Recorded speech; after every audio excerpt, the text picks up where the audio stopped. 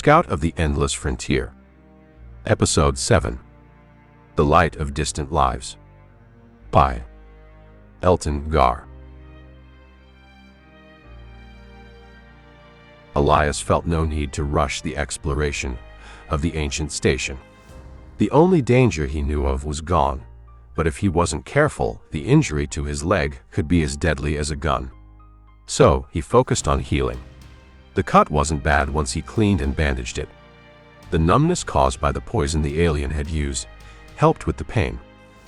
That same numbness receding over the first day was a mixed bag.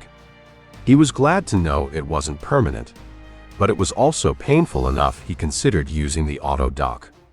Instead, he laid in his hammock reading a book while eating too much and eventually using one of his last painkillers.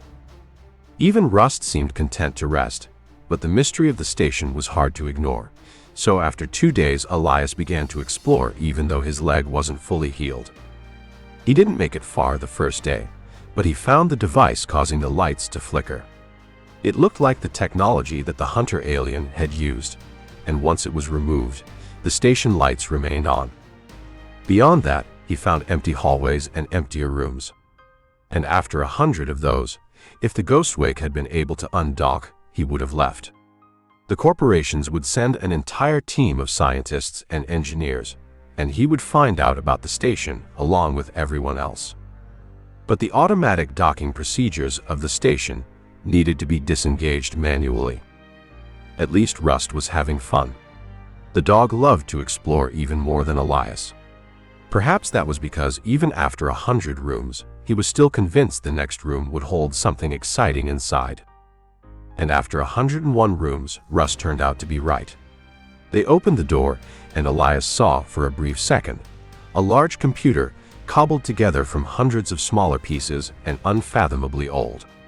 He barely had time to consider the technology when a blue light began to flash. He blinked twice and found himself stepping off a small alien ship onto a station both identical and almost entirely different from the station he was exploring. It was different because, unlike the dim, cold station, it was alive. There were people walking, plants hanging on the walls, children playing, and the hum of a busy life everywhere. Someone bumped into him as he stopped, and he began to move with the crowd, allowing the hundreds of other people who had arrived on the same ship to disembark. As he started forward, the hand of a young girl took his. She looked almost human but with gray skin, eyes that were entirely black, and no hair. She looked scared, so he picked her up, holding her comfortably in his arm, and said, "It's okay. I don't know what is going on either." That didn't seem to help, and a woman, about 30 years old, said, "Is that thing on your head screwing with your brain again?" "I'm just confused," Elias said, unwilling to admit how lost he was until he felt safer. His voice sounded unfamiliar. So he held up his hands. There were only 3 thick fingers of the same gray color as the girl.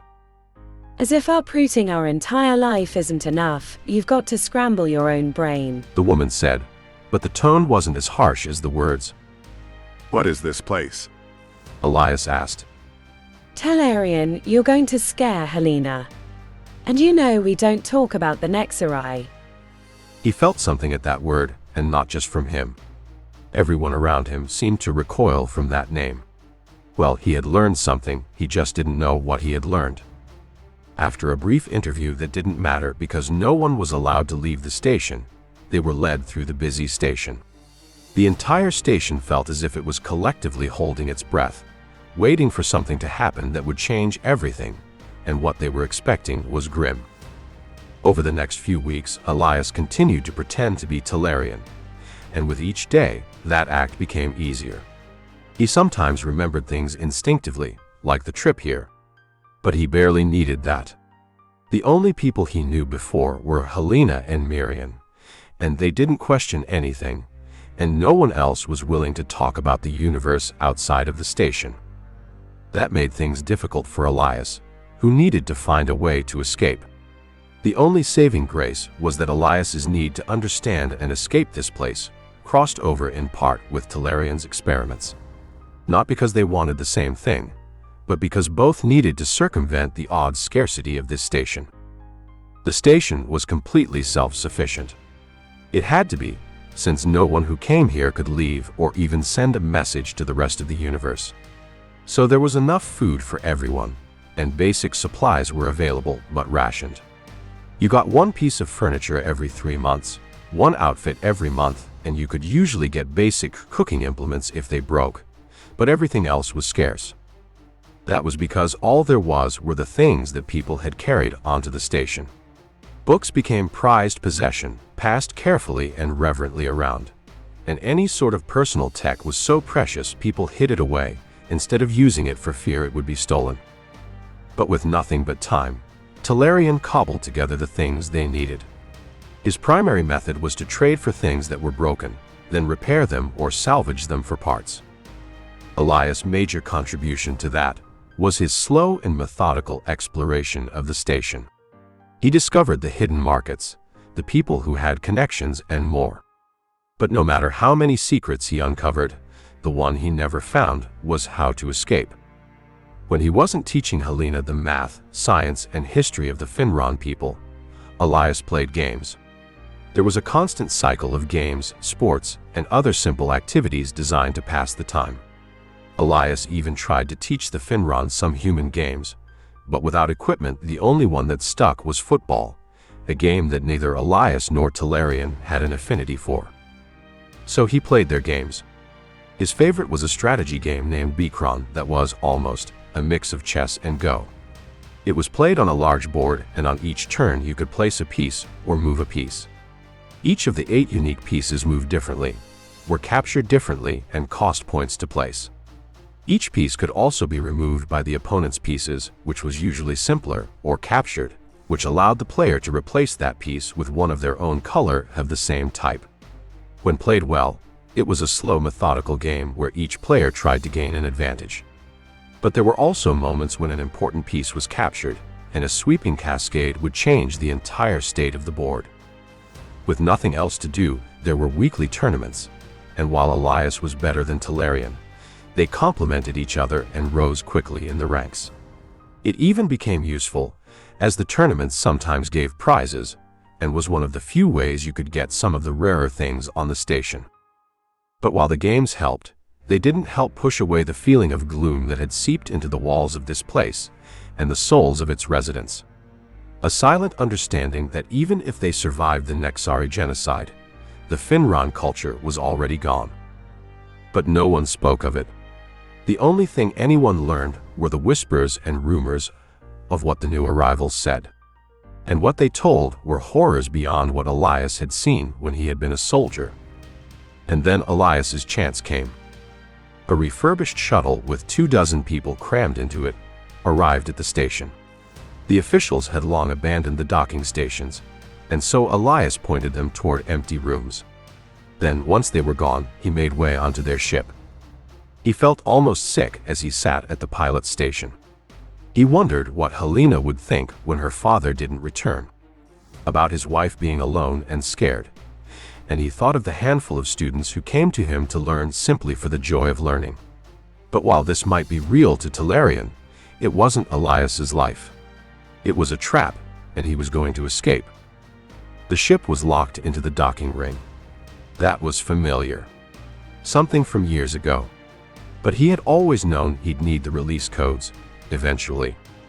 But Elias had always been good at collecting secrets, and Talarian often did repairs for the station crew, allowing him full access to their pads. So he loaded in one of the highest level codes he knew, and the ship undocked. "What's going on in there?" Someone said over the radio, and Elias flipped it off. The station had weapons, of course, but they wouldn't use them for fear of alerting the Nexari to their location. As he flew away, he turned the ship off, making it as close to invisible as possible. In the dark, with only life support, he had the ship passively search for signals. There weren't any. That just wasn't how the galaxy worked. There were hundreds of beacons put out by different races that blared noise across the entire galaxy, and there were always other signals. They might not be clear enough to decode, but they were there. He had escaped the confines of the vision. Whatever the device did, it had believed he'd remain trapped inside. But Talarian knew that was wrong. It was something far worse. This wasn't some conflict between the Nexari and Finron. The Nexari were committing genocide against all spacefaring civilizations in the galaxy.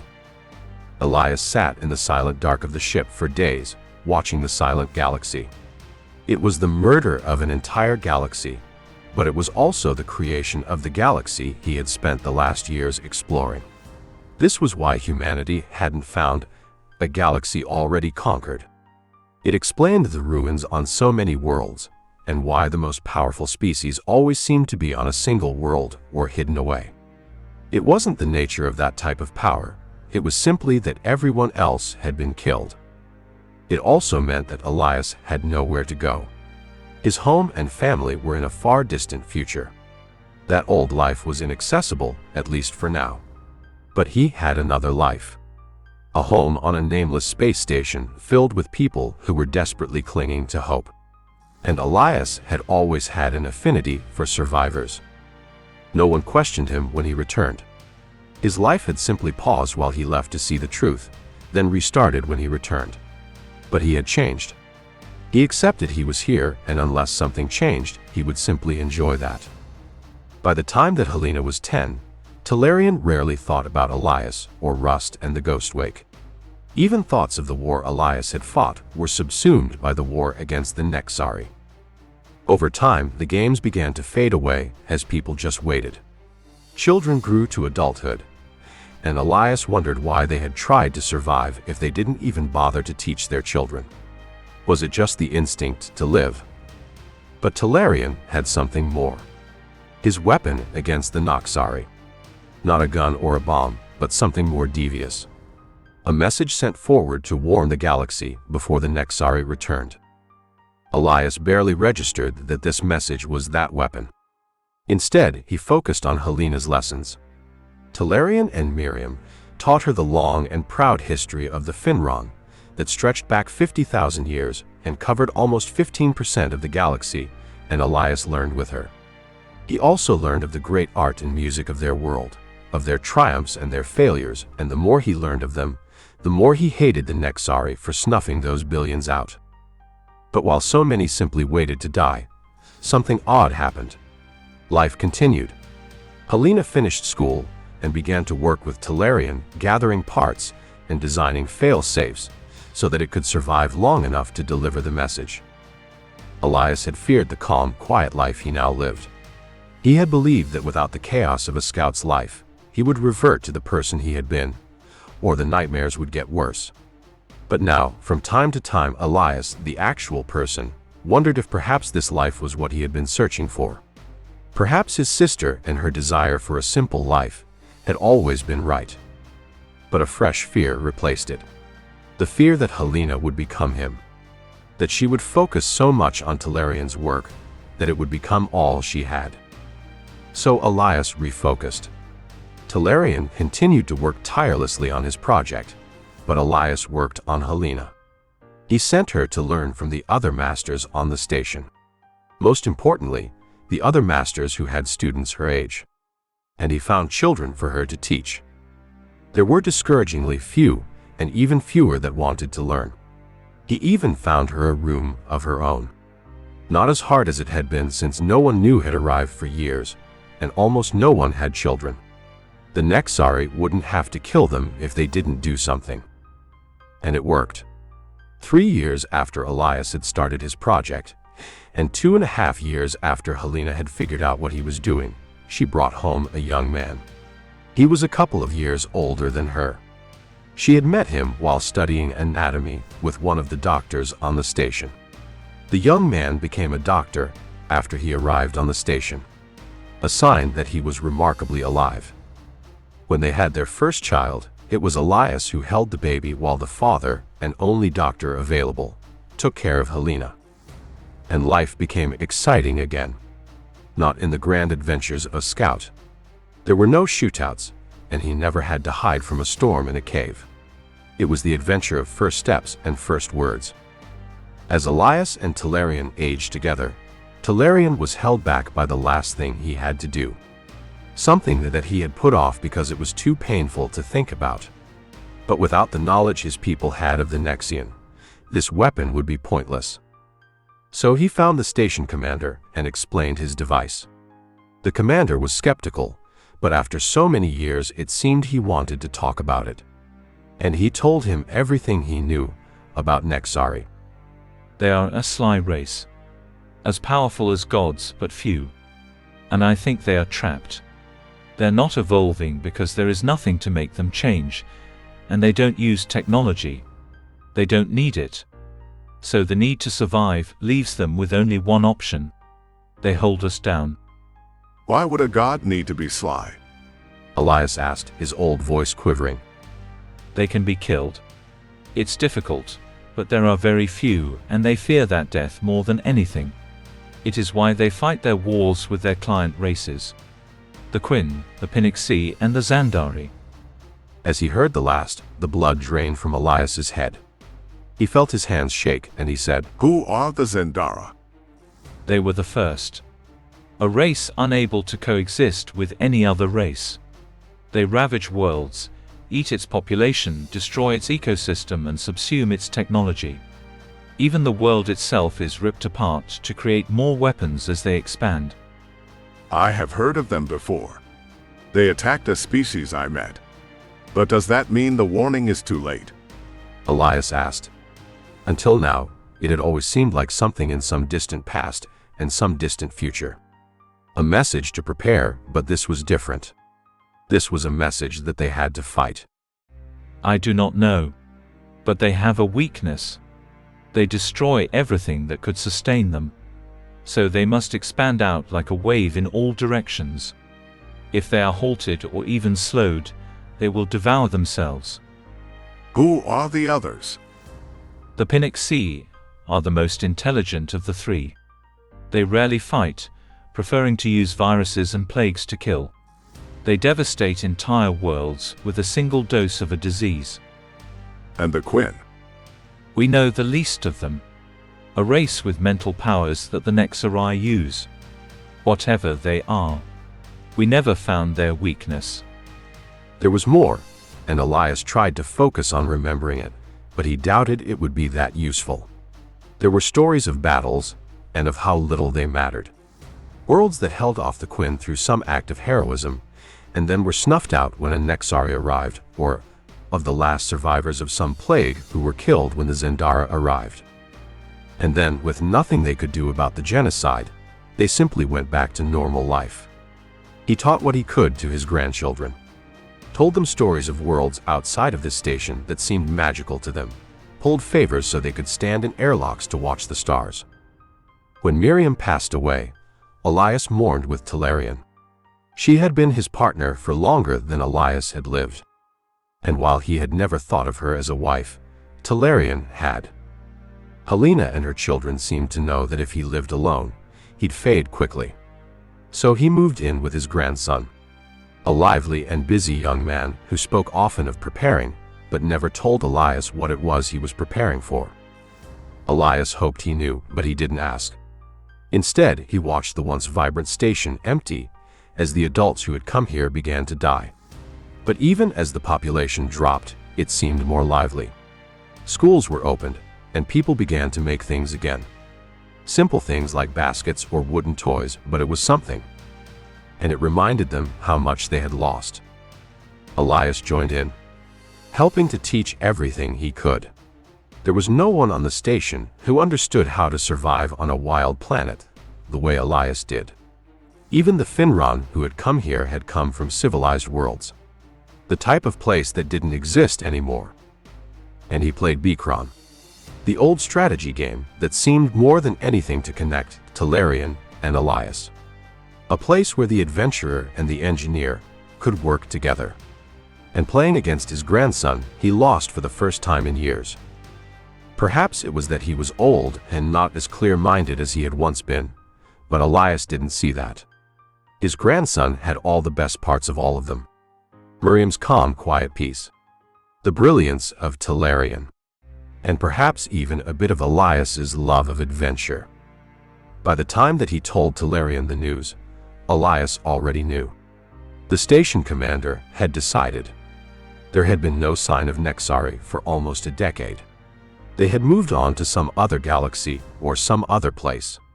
It was time for the first attempt to recolonize the galaxy. Elias felt something he hadn't for years. The quiet joy of exploring the frontier. But it was more than that, because he had people to share it with. The ship that left wasn't prepared. It couldn't be. And it held only 300 people. But among those people were Helena and Elias and most of their family. The world was primitive, and Elias suspected that the Finron would be little more than hunter-gatherers in a generation or two. But technology was overrated. And they had time. The Nexari wouldn't be back for 100,000 years. Elias, who had survived 1,000 worlds, lived through storms and winters, who had hunted to survive and fought to live, taught them what he could for almost 2 years before the more harsh conditions of the world overcame him. Laying on a bed surrounded by his daughter, his grandchildren, and their children, his eyes slowly slid shut. He felt his daughter's hand on his forehead, and she said, "And now I say goodbye to my other father. I will take this to where you found it. I hope you have a good life." Then he felt something wet and rough on his face. He reached up to push it away, and felt the cold, wet nose of Rust, who was licking his face, and the stab of pain in a leg that had been injured so long ago, he had completely forgotten about it. The dog's tail waved, as Elias sat up and adjusted to the light of this station. One that was dead, but perhaps not as entirely dead as he had assumed. Or at least the people who had once lived here weren't entirely gone. Or perhaps they were. Elias didn't think he wanted to know. The blue light hit him once more, but it didn't give him any more messages. There was no more information. But there was a box, old and sealed carefully. He recognized it and smiled. He half expected it to break apart as he opened it. But Talarian had been an impressive engineer from a race of engineers. Inside were a few small pictures of his family. His favorite tool, a data chip that likely held more than the entire human database, and an entire Bicron set. He could almost feel Talarian as he picked up a piece. And he felt the joy and sadness of this place. A place of endings and beginnings. But it wasn't just for the people who had lived and died here 1,000 years ago. It was for himself. After a lifetime, he felt the desire to go home for the first time in years. And for the first time in years, there was something more important than what he wanted. Author's note. This month's story theme is "I've heard that one before." And I trust most of you have watched enough Star Trek to know one of its most famous episodes. And I have to say that I was skeptical at first. But after one small poor start where I explained too much in the beginning, I figured out why it worked so well. The mix of a familiar character and an unfamiliar one, the question of what is going on and the question of what happened, all work well together. And I also got to set up a bit more of the universe. But don't worry. The Nexari aren't in a hurry, and neither am I. This is more of a ticking clock than it is a starter gun. So there will be plenty of more adventures and a lot more secrets to uncover. I hope you'll join me on the adventure. Thank you. Elton Gar.